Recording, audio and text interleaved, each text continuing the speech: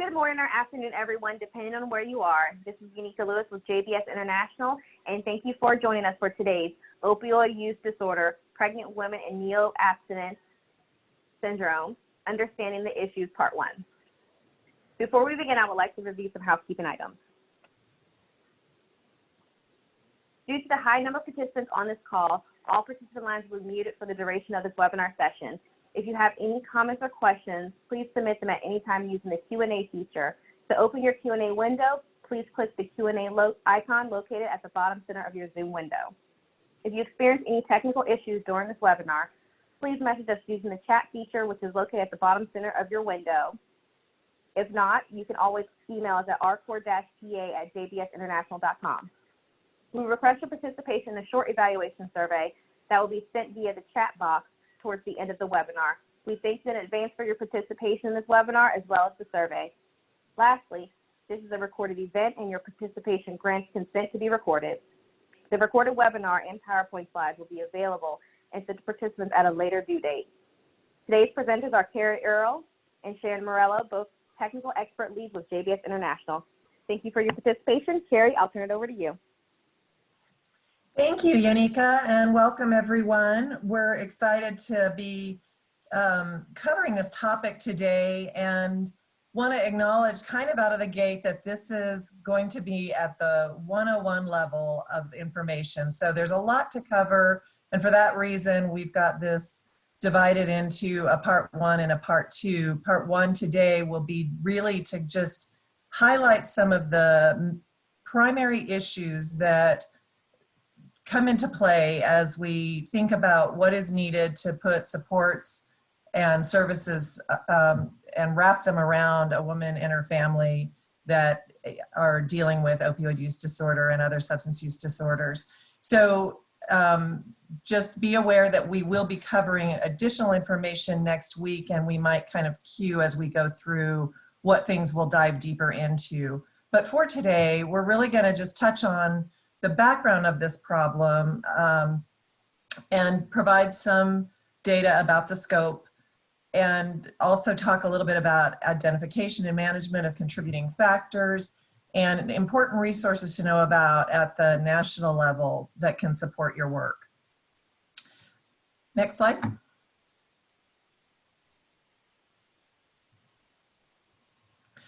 So for this first section, as we think about the background and the scope of the problem, we'll look at some of the data and the contextual considerations for women and their families, and we'll address to some degree at least the barriers to care and some of the problems that stigma presents in policy and practice that inhibits access and creates barriers to treatment completion. And we'll also touch on the role of family members and other caregivers briefly here, and then in much more depth next week. Next slide. So as we think about women and opioid use disorder, there are a couple of important things to recognize as we develop treatment approaches that accommodate all of the different factors that need to be considered beyond just straightforward healthcare and treatment.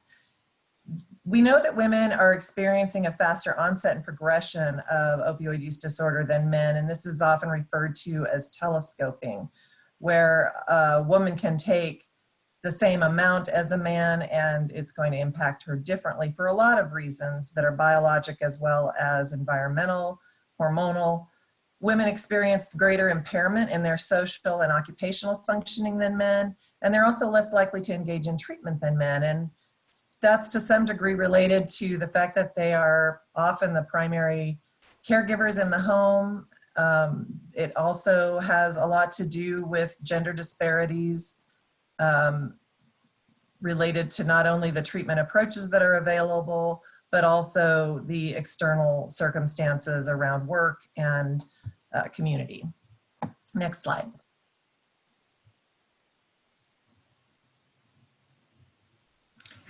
So for pregnant women with opioid use disorder, it's important to recognize that OUD has increased among pregnant women across the entire country in all states. And in some states, and we have a slide in a little bit that talks about this further, but in some states, that increase has more than doubled. I think we have one state in the country where it has quadrupled in the last 12 years.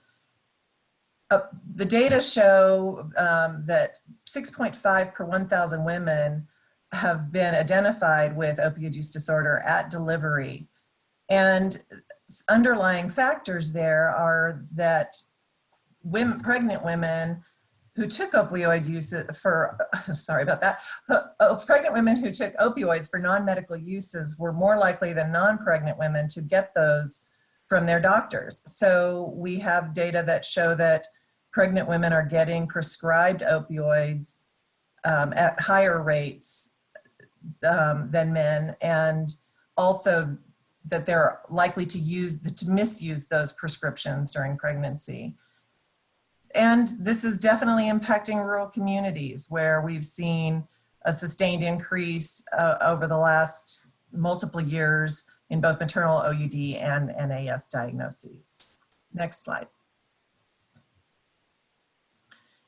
And it's important to acknowledge that polysubstance use is common among pregnant women with OUD. This is a complicating issue as we try to understand more about the impact of opioids specifically on women and their infants during pregnancy and in postpartum. So some frequently used substances that are often used in combination include alcohol, benzodiazepines, marijuana, and tobacco. And really important to note that this 88% to 95% of pregnant women that are receiving pharmacotherapy for their opioid use disorder continue to smoke during pregnancy, which has particularly worsened outcomes beyond the expected symptoms of NAS, that the use of tobacco during pregnancy exacerbates the severity of those symptoms, which could include low birth weight and potential developmental delays. Next slide. So the ASTO put out a brief this past, last month in April with this updated data about opioid use and substance use during pregnancy. And what I really want to highlight are those bottom two lines that look at 66% of women with substance use disorders that report being pregnant when they're trying to enter treatment note that their pregnancy is a barrier to getting into treatment. And this is associated with not only the lack of available capacity in our treatment system that's expressly available to work with pregnant women, but also a lot of disinclination to work with pregnant women, particularly if they're coming into care very late in their pregnancy. We hear a lot of physicians that are very reluctant to initiate treatment with pregnant women if they're coming in late in their trimester, and I think Sharon will talk more about that. And then 44% of pregnant women with SUD aren't receiving medication-assisted treatment. So we have a lot of work to do to break down those barriers and ensure that the pregnant women are coming into care and getting screened and assessed early enough to connect them with the necessary care for safe pregnancy and delivery. Next slide. So this state map reflects the prevalence of opioid use disorder at delivery. And you can see that this reflects 28 states where there were 3 years of data available. And in all of those states, the rates significantly increased between 1999 and 2014. Where the states are in white, those are the states where that data wasn't available year after year. Next slide.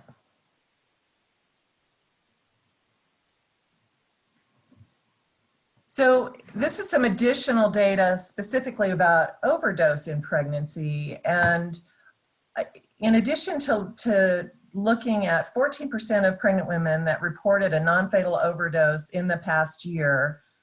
It also identifies that most of the participants in this study received OUD or OD education along with naloxone. And another study found that the risk of overdose was 4 times higher in the postpartum period than in the 3rd trimester.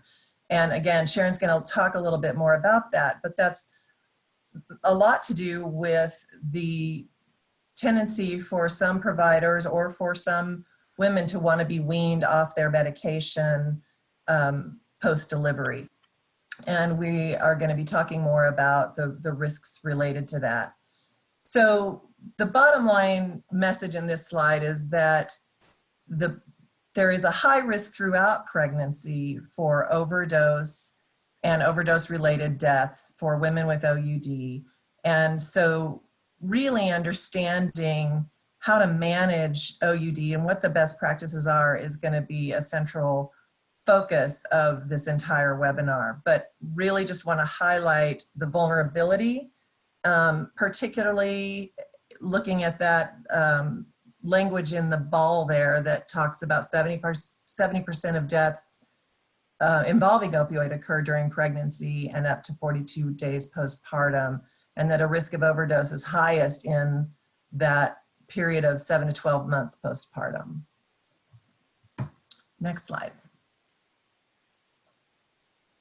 So touched on this already a little bit, but a few further things to note in terms of gender differences for substance use, the development of substance use, as well as the impact. It's important to recognize as we're coming up with treatment plans and even looking at best practice outreach and engagement strategies that women's role as parents and primary caregivers in their families, many single women are the primary caregivers in their families, do face additional barriers to treatment, including transportation to services, lack of childcare, affordability.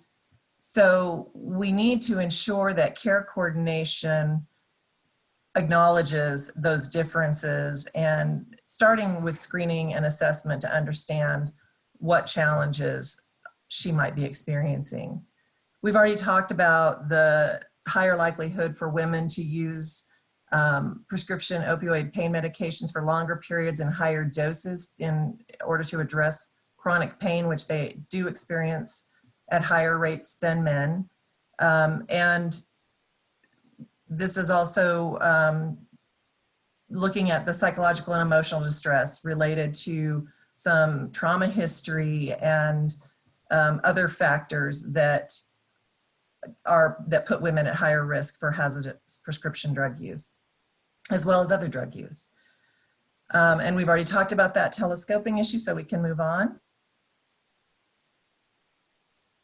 So really what this points to is that there is a perfect storm for women with substance use disorders and opioid use disorders, and we really need to understand all of the things that are in play in order to comprehensively address her needs. And there's a lot we don't know. So we're learning more and more about the hormonal impact of pregnancy, the association between brain effects and hormones and substance use. But there's still a lot we don't know and are still learning. Next slide. In terms of developmental effects, we've been talking about mom, but we want to acknowledge that there are developmental effects that we need to pay attention to related to NAS and related to the effects of exposure. So this slide really reflects those short-term effects. And in showing you this, I want to acknowledge that so far what we're seeing in the research is mostly reflective of short-term effects. Getting accurate data around longer-term effects is difficult for a lot of reasons. It's difficult, and we'll talk about this on the next slide, but there are a lot of different influencing factors that make it hard to tie developmental effects and delays to a specific drug. That said, approximately 50 to 80% of neonates that are exposed in utero opioids will develop NAS. And that has been associated with some of these factors that you can see on the screen in the bulleted list. And it's also limited in this case to OUD. So there are additional drugs that we talked about earlier in terms of polysubstance use. For today's purposes, we're not going to try to parse that out, but really just want to provide the message for today that NAS is an expected outcome, particularly if a woman is on medication-assisted treatment. So perhaps what we really need to focus on is looking at the duration and the severity of the symptoms related to NAS in order to understand how that impacts different infants in a longer term, in their longer term development. Next slide. So these are some of the factors that I alluded to that can influence how an infant is affected by prenatal exposure to substances. And that can be related to whether or not an infant that a mom actually received prenatal care and how early and how frequent. Family characteristics and history traumas come into play. Genetics come into play, exposure to multiple substances we've already discussed, particularly alcohol and tobacco, which we have a long and kind of thorough body of knowledge that has continually pointed to the deleterious effects of alcohol and tobacco. Additionally, as an infant progresses through development, those early childhood experiences are going to influence how that child manifests any kind of impact. We saw back in the early days of understanding more and more about the alcohol effects of children that a lot of those physical neurological effects could be mitigated by social and emotional support offered early in early intervention services. So this is not a hopeless picture. It's just important to understand so that we screen and assess early and get interventions in place early and don't mislabel children that have been impacted by prenatal substance exposure. Next slide. Really underscoring all of this, I love this quote because for me, this is at the heart of why it matters so much to provide family-centered care and not split interventions for the mother and the infant, but to do everything we can to support this connection, recognizing how powerful it is as an intervention for health and wellness for all family members and future generations. So I don't think that that can be overstated. And as we move into this next slide, we'll talk about how to think about maintaining and supporting that connection in the face of what are very real challenges. And I want to acknowledge, this is a slide that was developed by the National Center for Substance Abuse and Child Welfare. And in fact, there are a lot of slides in here that have utilized their very good information. So I just want to make sure to acknowledge that. And you can see, this is a busy slide, but you can see that these challenges for mom and infant can often potentially put them from a systems perspective at odds. If we're worried about neglect and physical harm for the infant, what do? We tend to remove that child from their parents and place them with alternate caregivers. That contrasts to low parental confidence and a lot of things that are on mom's challenge that when you think about the infant being a primary and her pregnancy being a primary motivator to seek recovery, we really need to think through how to hold that family together in order to help them address these challenges from a strengths-based, family-centered perspective. Next slide. So we're going to get into a deeper dive into what works next week, but as a teaser, I think it's important to just acknowledge that as we think about those barriers, as we think about the unique needs of a woman related to her gender, her history, her current environment, her social context, and of that infant, what works is a family-centered approach that's culturally responsive, that's person-centered, that really emphasizes care coordination, recognizing that there are a lot of different services that need to come together to as a package of care for her that are not always going to be delivered by the agency. And certainly those services are trauma-informed and gender-responsive, developmentally tailored not only to the infant, but also to the mother. We know that a lot of women with substance use disorders have their own intergenerational history of substance use in their family, which might very well have impacted that woman when she was in the womb. And she might manifest some developmental differences that need to be also taken into account. So with that, I'm going to turn it over to Sharon, and she'll dive into the best practice care and response.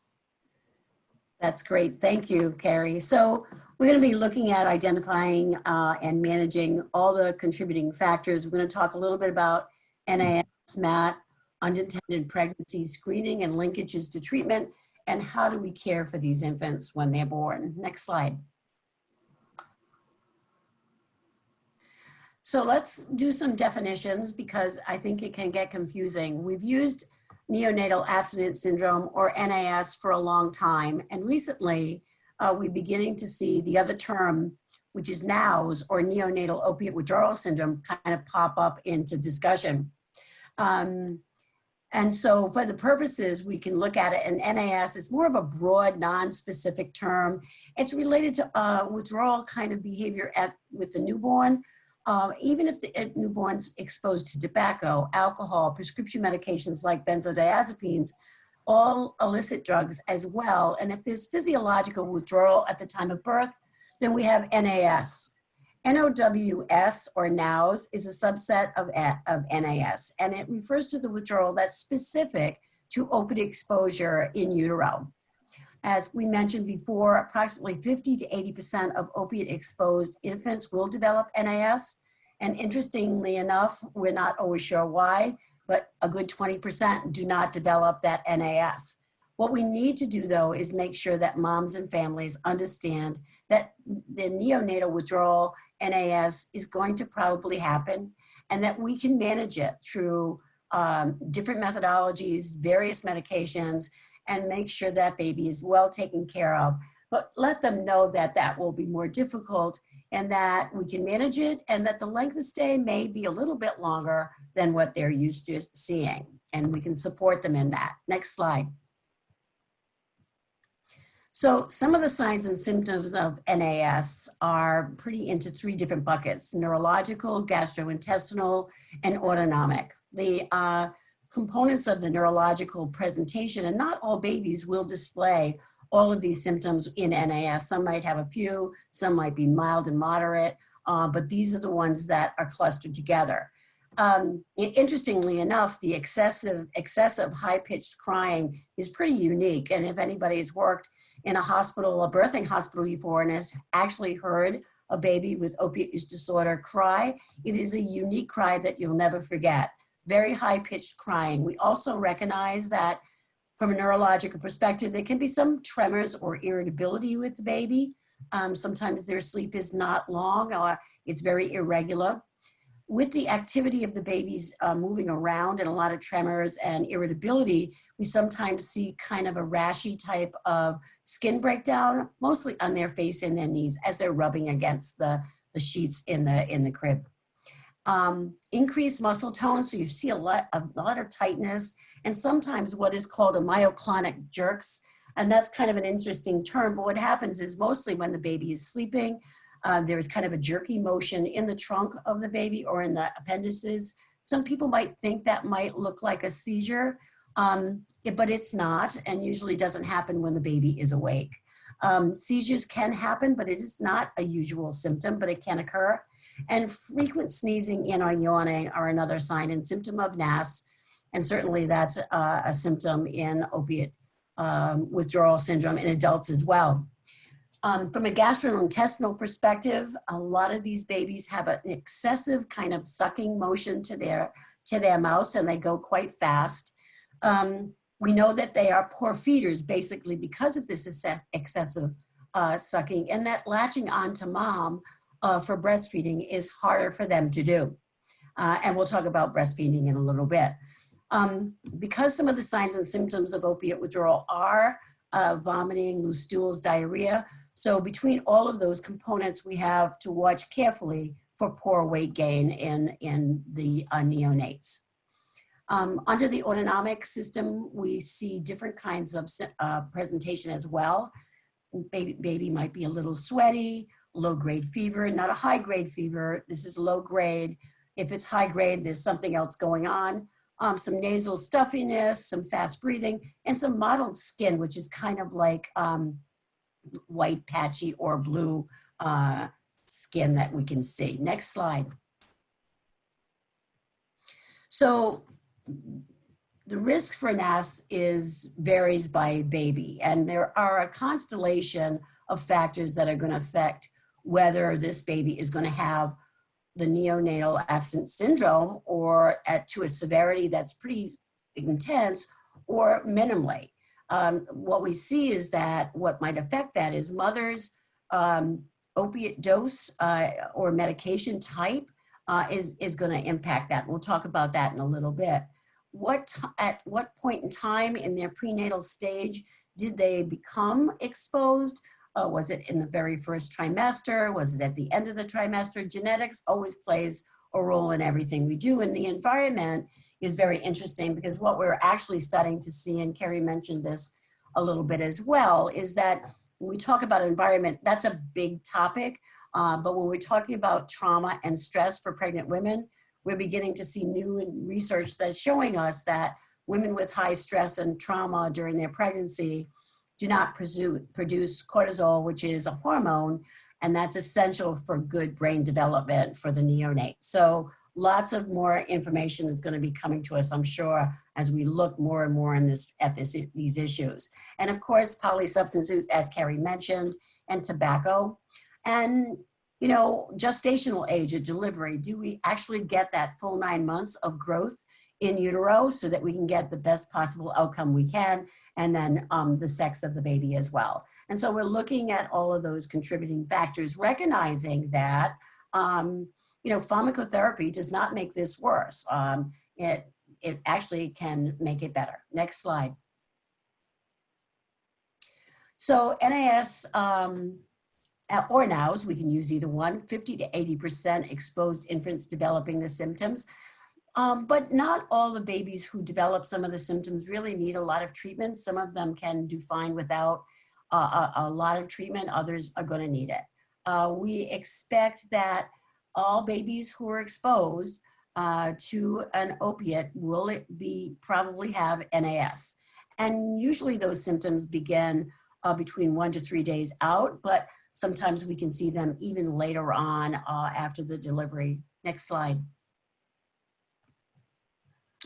So the importance, it's really important. We're looking at all the data, but I don't think have all that we really need. I know that Carrie had showed a picture of the United States, and all the states that were white didn't have any reporting at all. We know we've had an increase in NAS over the past years, but it's coming from a small pocket of places where we're getting information. So did this NAS increase because of the opiate epidemic? We have more people using opiates, therefore there must be why we're having more NAS.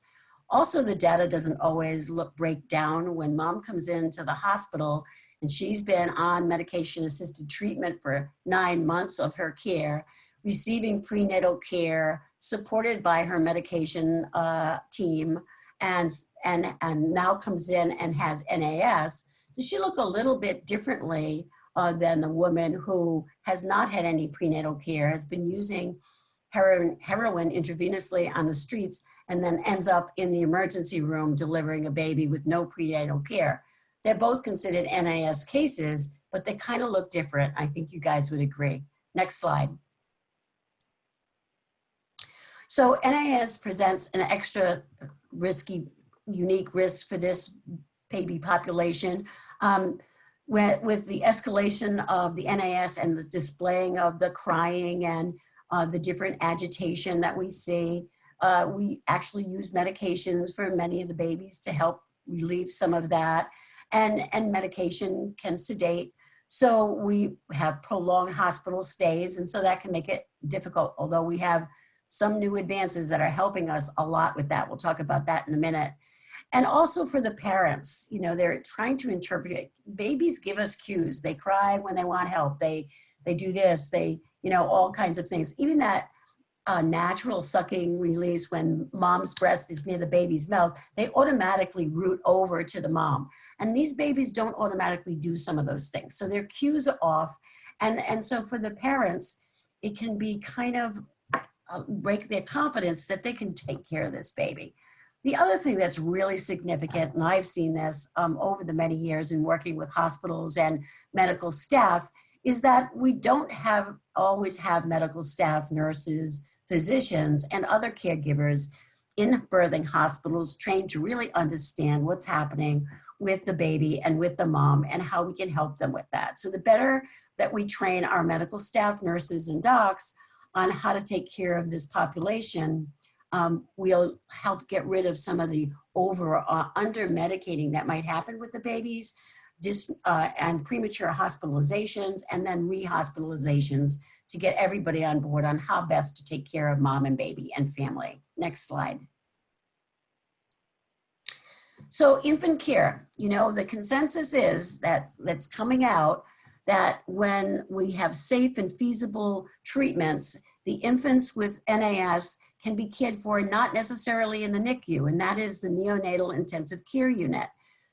They should be rooming in with their parents. They should be breastfed. So I'll give you an example of a recent birthing hospital that I've been working with, and they have over the past year really instituted with their MAT patients especially that had had prenatal care, that when they come in for their delivery, they're coming in and they're going to be rooming in.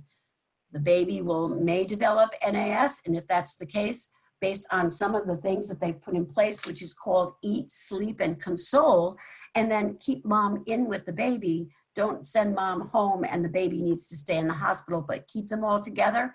By doing those kind of things, we've decreased the amount of medication that we've had to give the baby for their NAS, and we've actually decreased the length of stay in the hospital by 2 weeks, and we've actually sent mom and baby home with a much better place and together. So areas of uncertainty need to certainly be researched. How do we assess when medication therapy is needed?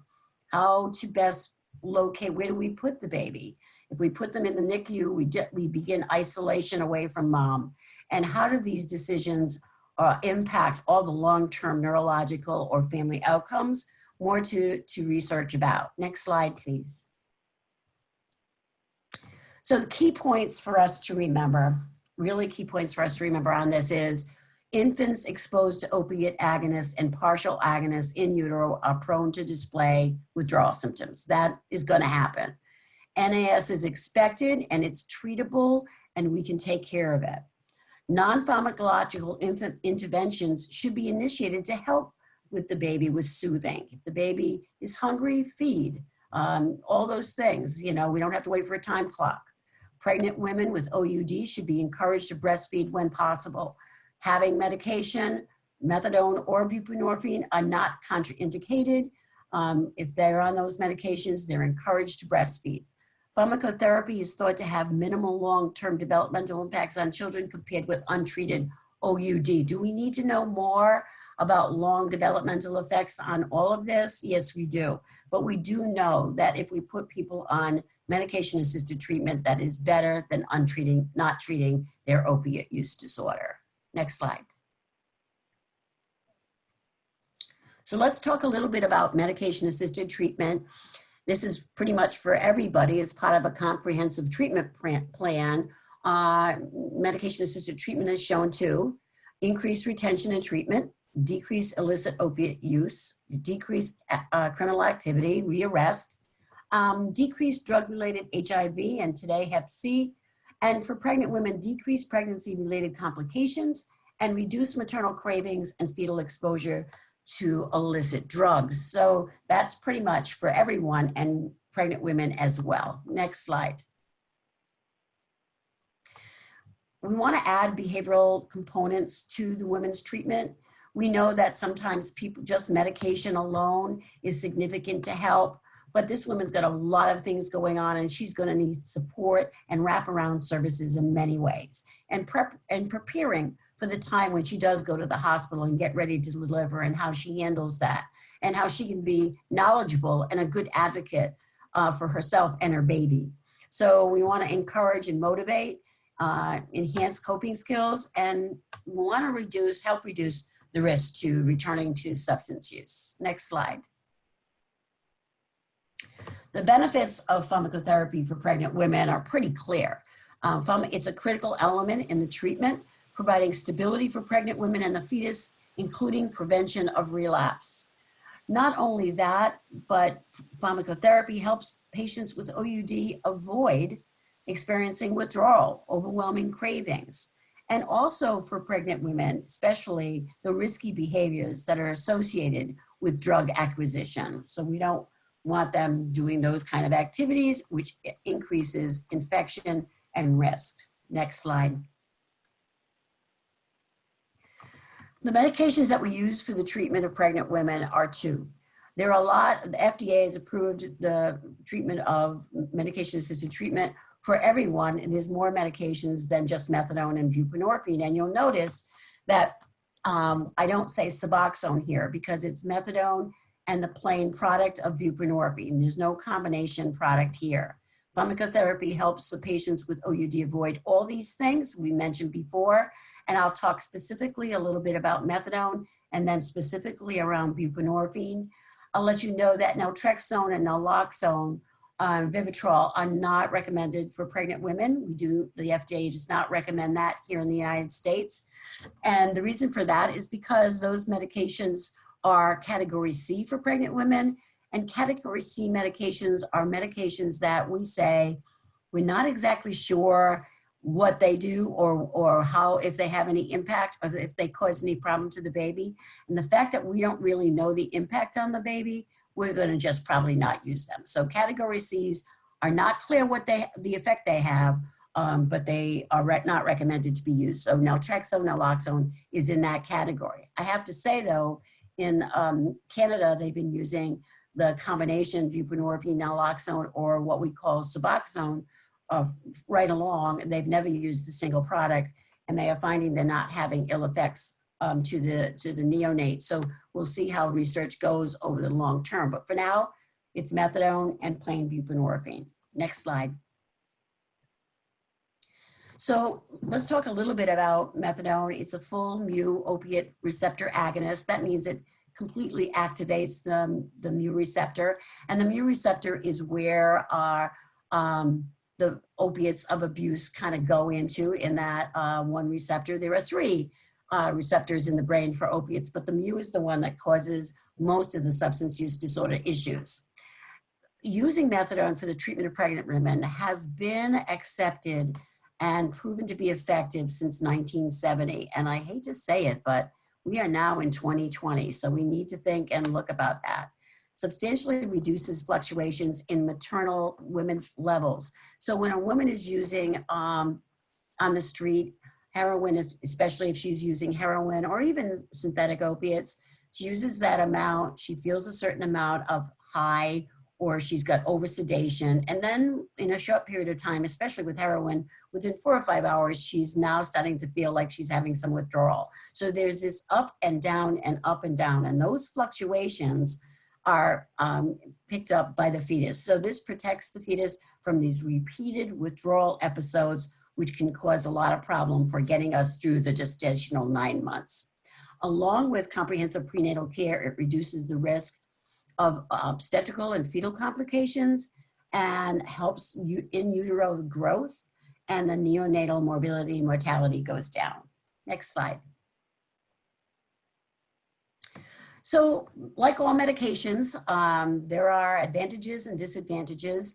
If you're taking a high blood pressure med or diabetes med, there's some things that are good and some things that you just got to put up with, and it's not any different for this as well. So some of the advantages for methadone treatment is it reduces and eliminates cravings for the substance. In fact, when I'm getting to you on the medication, what I want to do is make sure that I give you enough medication so that you're comfortable, but you're not over sedated. You're not using anything else besides what I prescribe for you, and I take care of your urges so that you don't use. Those are the benefits and the things that I need to do if I'm going to get you on the right dose of your medication. I should be doing all of those things. And it also prevents onset of opiate withdrawal for 24 hours. Methadone is a very long-acting med. It's got a long half-life, and because of that, it can last more than 24 hours sometimes, and you don't have these fluctuations of being too much medication and then not enough. So we can get a nice serum steady state. It promotes increased physical and emotional health and has a higher treatment retention than some other treatments. The disadvantages, especially for pregnant women, is that sometimes it takes a little while for us to get a stable dose.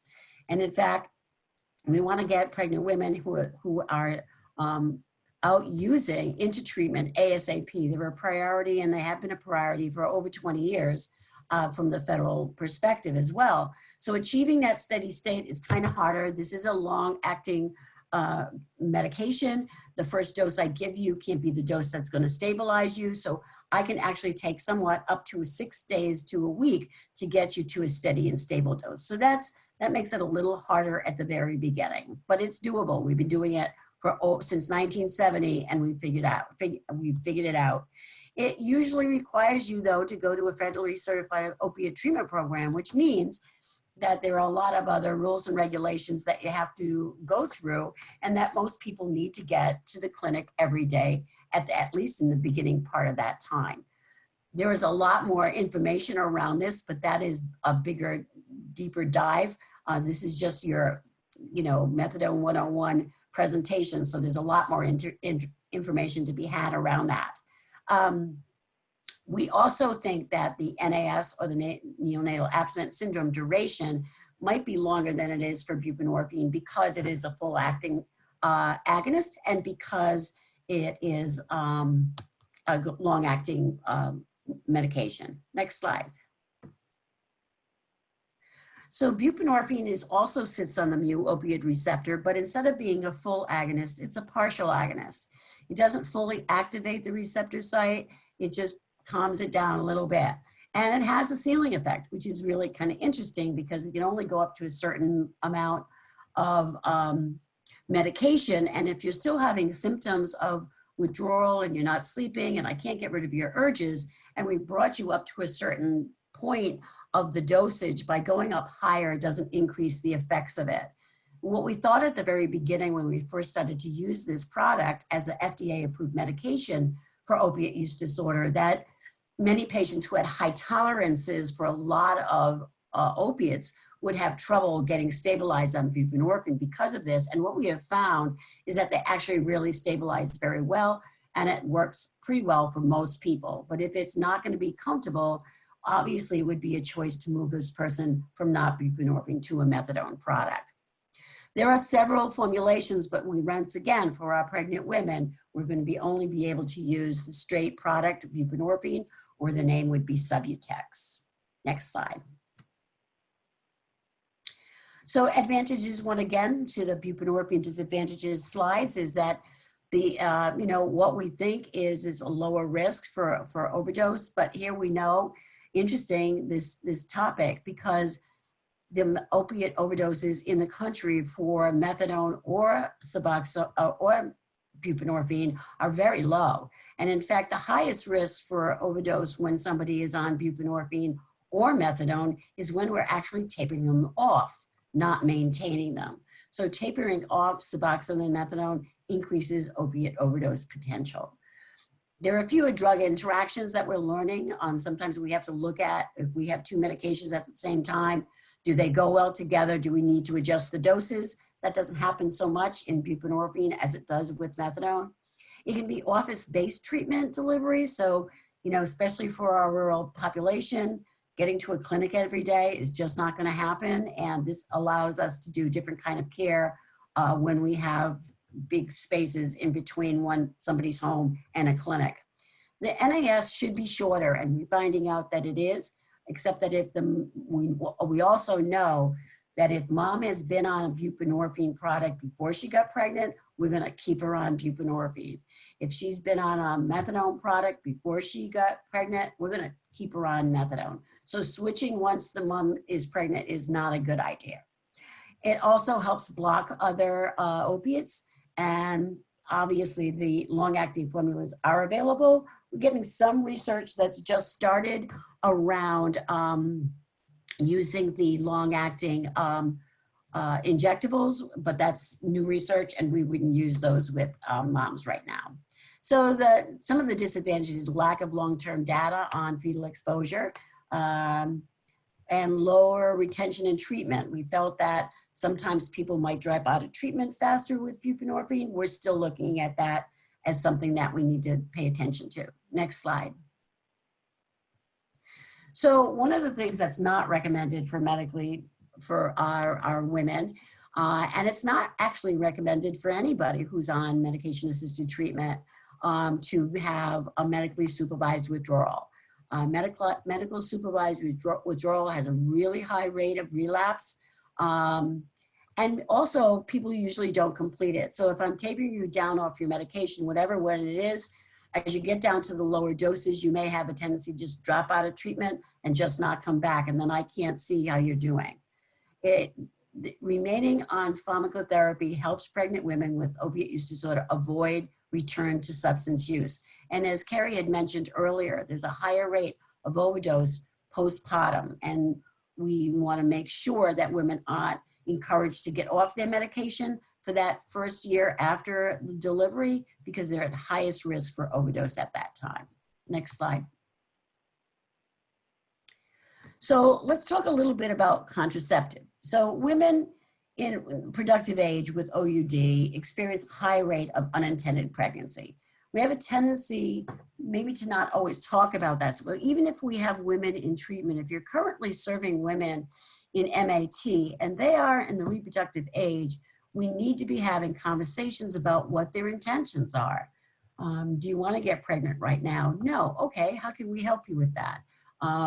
Yes, I do want to get pregnant. I'm finally stable on my medication. I've been in recovery for almost 2 years. My husband and I are really thinking of it. How can we help you with that?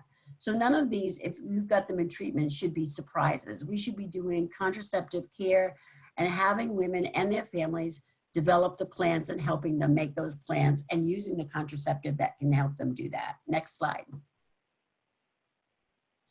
So one of the things that's really interesting is this long-acting reversible contraceptives is that immediately postpartum, we can actually give those to the women. They're long-acting, they're placed in different ways. It's quite doable, but despite the prenatal interest in using it, most pregnant women with OUD on MAT do not receive this at all. And it really could benefit them as far as planning. You know, a lot of the women who have been using on the streets for long periods of time come into treatment. They don't get their menses when they're using on the street. They come into treatment, they don't get their menses sometimes when they've first started on buprenorphine or methadone. They're confused about whether they can get pregnant or not. So this is, if we have them in treatment, we should be doing a lot of education around how can they plan and be successful in their contraceptive care and plan their pregnancy and do it the right way. Next slide, please. So pregnancy is a window of opportunity. There is absolutely no doubt about that. People are coming into treatment and they're more engaged. They want to do the right thing for their baby. But postpartum is a unique vulnerability. And we see increased stress associated with motherhood and newborn care. And you don't have to be a mom on medication-assisted treatment to know that you're going to have sleep deprivation, limited social support and resources available. increased financial demands, pain and physical recovery from the delivery itself, especially if it was, surgical. Psychological transition from pregnancy to non-pregnant states, the increased risk of relapse and treatment discontinuation after delivery is the hardest part for this woman. And for the postpartum period, we're going to call it, and SAMHSA has identified it as the 4th trimester. So we have 3 trimesters in pregnancy, and we're saying the 4th trimester from the year baby born to a full year out is a time where we need to give heightened care to our moms. Next slide. So discontinuation of pharmacotherapy. So why would, after the mom delivers the baby and baby's doing better and NAS is over and they come from a state where, because they were doing well and they had prenatal care, the Child and Family Services allow them to go home because there's no other reason that is happening. There's no other concerns except that they're on medication-assisted treatment and doing well with it. So that baby and that mom goes home. Baby and mom goes home, and now, there's pressure from family and friends. Why do you have to be on that medication anymore anyway? Pressure from treatment programs or the legal system. Now that you're delivered and the baby's okay, let's get you off of that. I can't tell you how many times I've heard moms come in and say, everybody wants me off of this. When in fact, it is the worst thing that we possibly could do for her, especially in that first year. The cost of the medication, sometimes in some places, when women are pregnant, they actually get services where they don't have to pay sometimes for the cost of services during the pregnancy. But once delivery happens, those insurance benefits kind of go away. So if mom now has to pay out of pocket for some of those things, that might be a real reason for her to discontinue her treatment. And of course, all the time that's needed to go, to treatment, especially if it's an OTP and she needs to do all other kinds of things for that. And then the fear of prejudice and discrimination is real. And then finally, that, with all the things that are happening in her life and the pressures that are around her, just wanting to use again, maybe just coming into play. Next slide. So maternal use, return to use happens. In fact, we know in the first year postpartum, even if we maintain them on their medication, there may be some return to use. And it's not uncommon among all people with substance use disorders that happens. It happens to people with diabetes. It happens to people with congestive heart failure. Everybody has returning of their symptoms with their chronic disease. But that shouldn't be identified as a failure. And that shouldn't be a reason to discontinue treatment. So addressing the return to use should be reassessed. What's going on? Is the medication postpartum the right dose now? Are there other things happening? Are you seeing, some depression? Are you having trouble sleeping at night? Even when the baby does sleep for you, are you having trouble falling asleep? Are you eating right? All kinds of things come into play. It's not just about that use. It's about looking at the whole thing. Lots of times we say, let's consider a higher level of care, and we want to put people into residential treatment. Well, if your local residential treatments don't have the ability to let mom take methadone while she's in residential, which not all do, then does she have to come off her medication to go into residential? And if she does, then during that taper, she's most likely to overdose before she gets into that residential bed. The other thing is does she have the ability to go into residential if she's had that one thing that happened back to use and she's had her baby and she wants to continue to have care? How does she go into residential and do the other things that she's supposed to do? So we just need to be careful that we don't push people into a higher level of care and actually force them into a worse place than we started with. And then once again, evaluating the possible medication dose or schedule. People need to look at that completely. And then not just returning to opiate use, but to use of benzodiazepines, alcohol, and stimulants can increase the risk of destabilization when people begin to use other substances as well. Next slide. So based on the fact that it's the next slide, it's time for my friend Carrie to come back, and she's going to talk about important resources. Thanks, Sharon, and I'm going to do this kind of speed through it because I do want to leave at least a few minutes for questions, and I know that we've had to cover a lot of ground. We will, again, as I said at the beginning, be diving deeper into this next week, but just based on everything you've heard, it makes it clear that there's a need to partner with some really key service providers and agencies and systems as we think about putting into place family-friendly policies and practices that will remove some of the systemic barriers that have been erected around pregnant women with substance use disorders and some of the, frankly, very punitive responses that systems provide. I think that we have a lot of work to do to right the ship in order to make sure that we eradicate some of those barriers.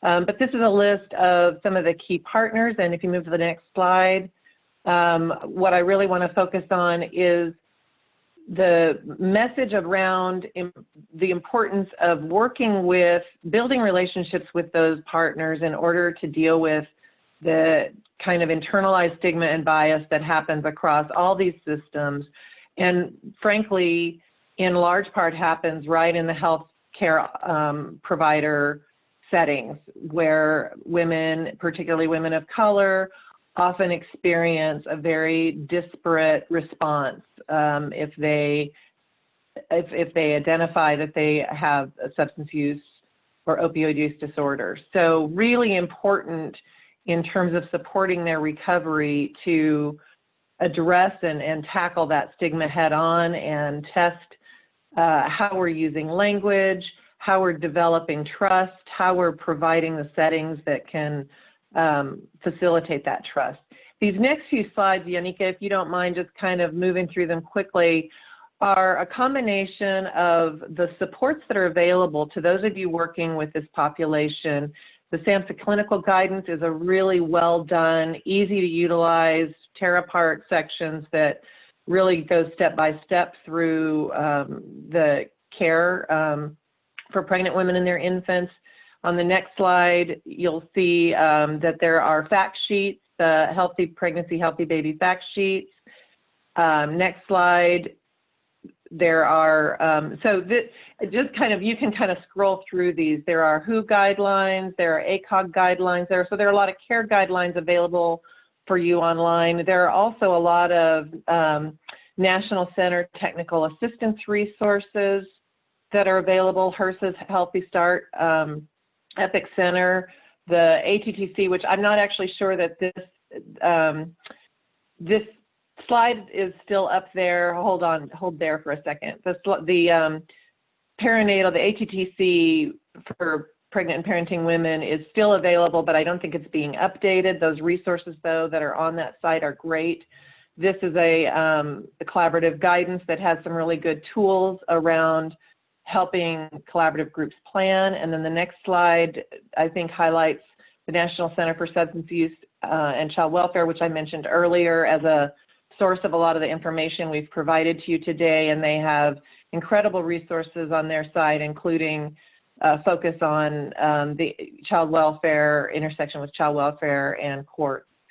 And I think, let's see, I don't know if there's any more slides on resources after this other than one that shows federal agencies, and really this is to highlight that there are resources coming at this problem from a lot of directions, and we'll go, I keep saying this, into more detail on some of those and how you can access those next week. And I think that takes us to questions. So at this time, you can submit your questions using the Q&A feature located at the bottom center of your Zoom window. And also at this time, you can take just a couple minutes to fill out our webinar evaluation survey that will be posted within our chat. And all you would have to do is copy and paste that link into your internet browser and just give us your feedback so that way we can better serve you all for our TA. But at this time, I will turn it back over for Q&A. Thanks, Yannicka. This is Aaron, this is a question for you.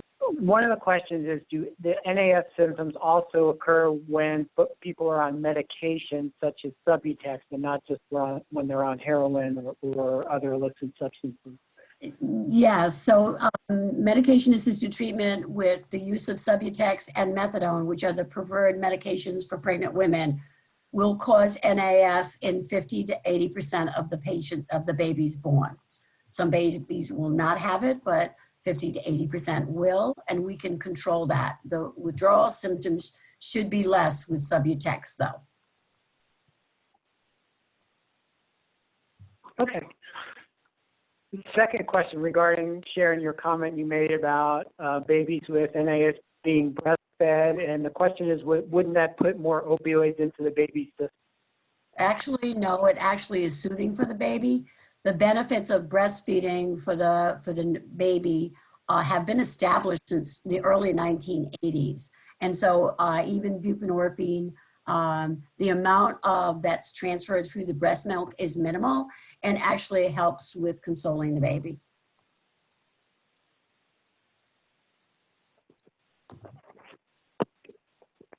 Okay, thank you. We also have quite a few questions about the slides and the presentation being available afterwards. It will be posted on the RCORE TA portal in about a week, so the audio, slides, and presentation will be available.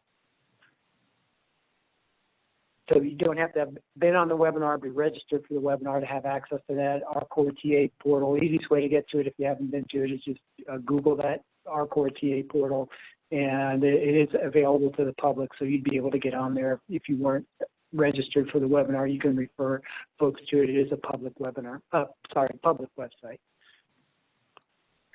I did, John, this is Carrie, just wanted to highlight in the chat box, Amy Snodgrass from West Virginia, her comment about their practice of requiring a referral to early intervention services when a substance-exposed infant is identified.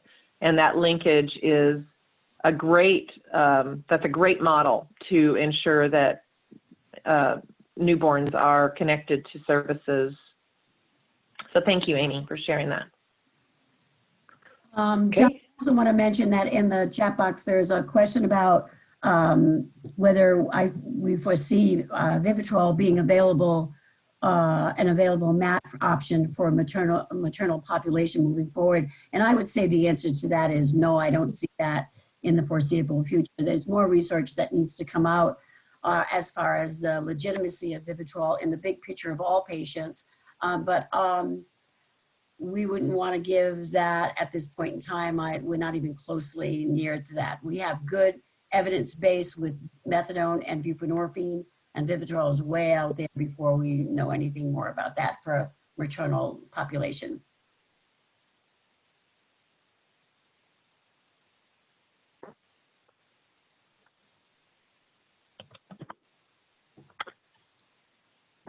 Another question is are the presenters aware of any formal trainings available to those who provide child care and support to infants with NAS and their parents? I think that there are some really good resources, and we can put them together in follow-up and send them to you, but Healthy Start has some good resources, and there are other sites as well that do, yes. So I think that is available. Yeah, and I know of some services that people have started to implement with recovery coaches that are pregnant women who have been there on methadone and are coaching, and actually Child Family Services are recommending that they hook up with these recovery coaches that can help them through that first year postpartum. So there's a lot of initiatives happening in different places. Okay. Another question is, would you mention the requirement under CAPTA, C-A-P-T-A, for a plan of safe care when infants are affected by withdrawal symptoms, or is that something you'll cover next week during the second webinar? Thank you very much for that. Actually, yes, that is something we're going to go into next week. I meant to mention it so that folks would know that that would be coming up next week. We hadn't couple slides in this, but it's such an important thing that we didn't want to give it short shrift. So stay tuned for that next week. That's an important point.